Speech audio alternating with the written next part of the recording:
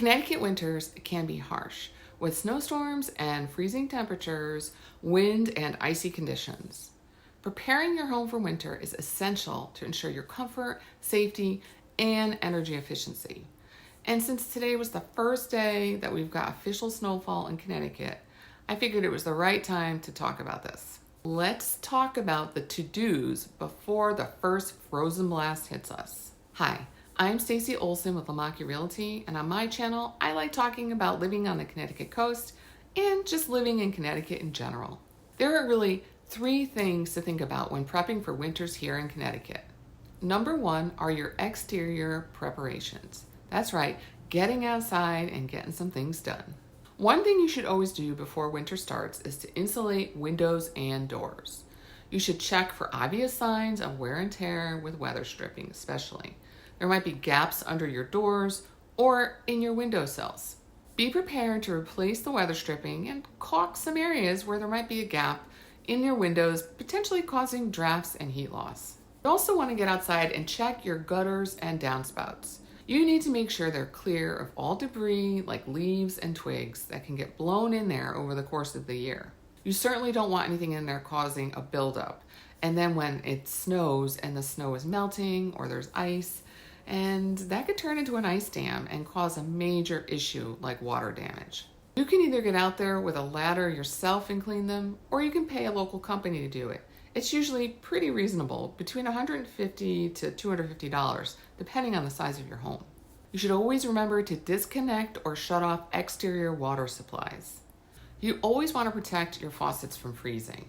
You should turn off the water supply to the outdoor spigots and run the faucet dry.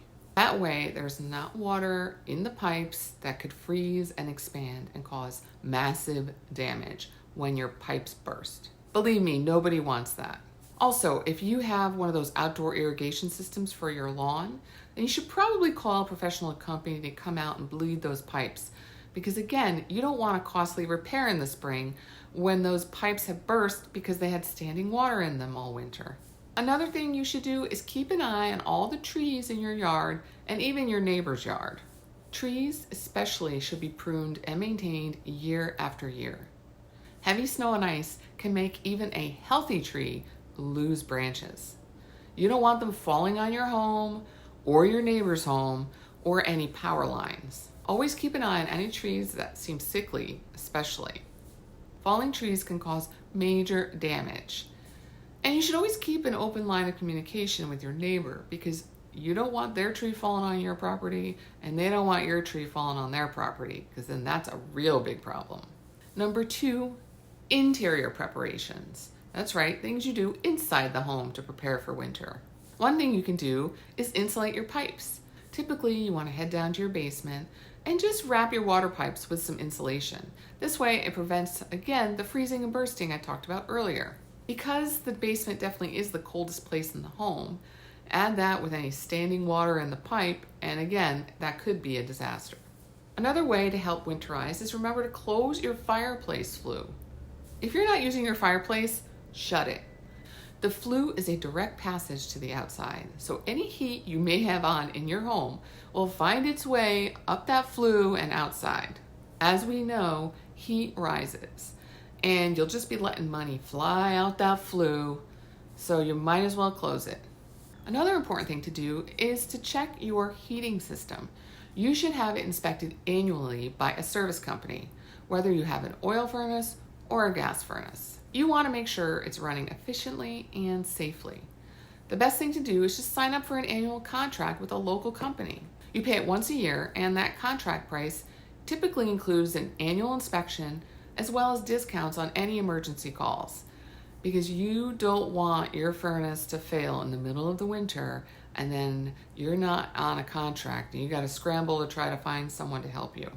Another great option is programmable thermostats. These are great. These can help you save money by automatically adjusting the temperature when you're away or when you're asleep, whatever you prefer. There's so many options these days, and there's smart home devices. They make it so easy. You download an app and you can be at work And you can adjust your thermostat. Let's say you're going to be home in 30 minutes and you want to turn up the heat a little. You can do it from work. So when you get home, it's nice and toasty. One thing I do want to mention is that Connecticut has great resources to help homeowners reduce their heating bills and help them find smart energy solutions for their home.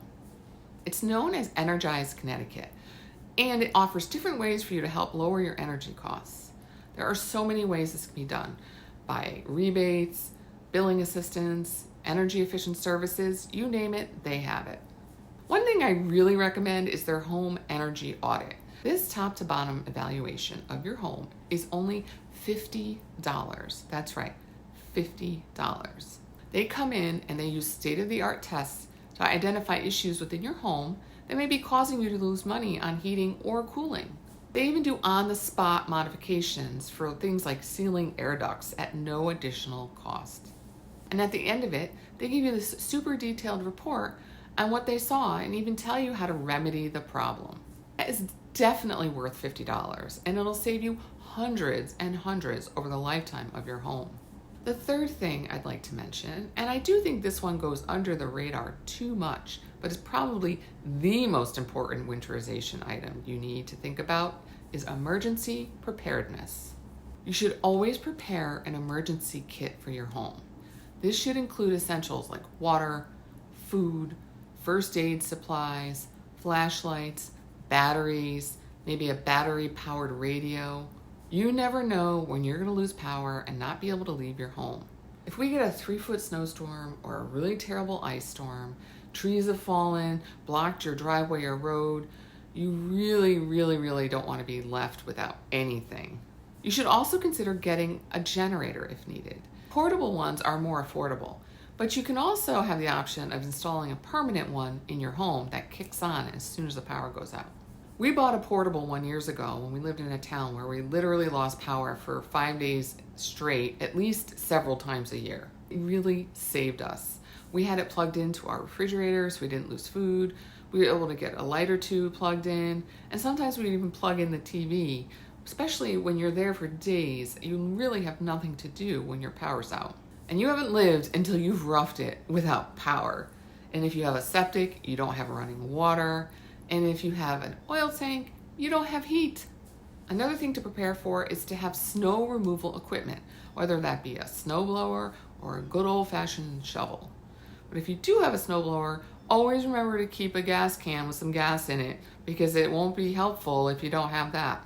You should always be prepared to clear your driveway and sidewalks on your property. You don't want to be trapped in your home and not be able to get a vehicle out, especially if there's an emergency. And a couple things I just want to bring up. They're more like safety tips. You should always have smoke detectors and carbon monoxide detectors installed properly and on all floors of your home. And test them regularly to ensure they're working. You don't want to be home sleeping and a fire starts, or you're sleeping and there's a carbon monoxide leak. That's called the silent killer for a reason. You don't even smell it. Another thing to think about is fireplace safety. If you have a wood-burning fireplace that's not one of those inserts where you shut the door on it, you should always have a fireplace screen in front of it to prevent embers or sparks from shooting into your living space and potentially starting a fire. You especially don't want to leave it unattended.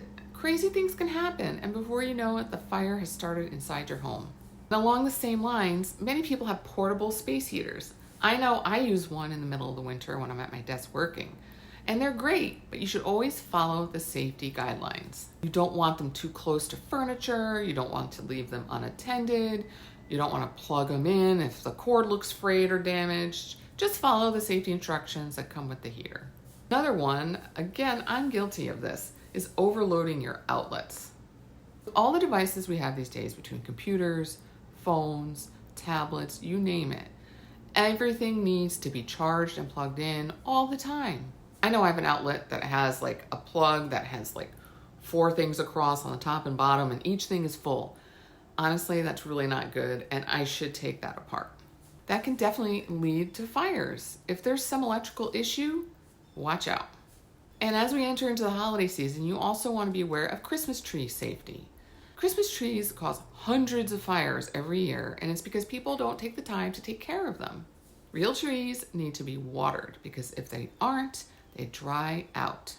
One little issue with a bad batch of lights or an overloaded outlet, and the tree goes up in seconds. We've all seen those videos. They do them every year on the news, and it's like kindling. That tree goes up in a flash. By following this checklist, you can ensure that your Connecticut home is well prepared for the winter season. You'll be protecting your property, reducing your energy bills, and staying safe and comfortable throughout the colder months. If you enjoyed my video, please hit the like button and the subscribe button. And if you're thinking about moving to Connecticut and aren't sure what to expect, please check out this video on things you may need to pay for if you move here. Some of those things might surprise you. And until next time, have a great day.